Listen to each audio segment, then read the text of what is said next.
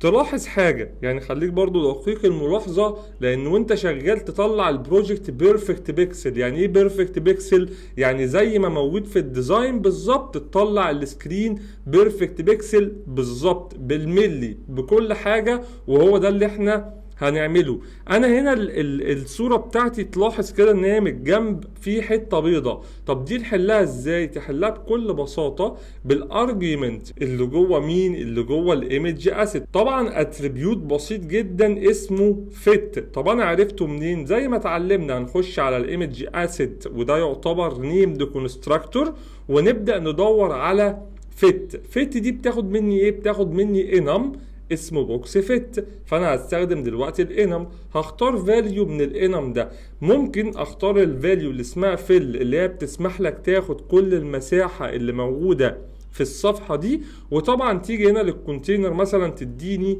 دبل دوت انفينيتي اللي هو خدي اقصى مساحة، والهايت برضو دبل دوت انفينيتي. ونعمل كده تلاقي بص الصورة ظبطت فعلا في كل الايه، في كل الصفحة. ده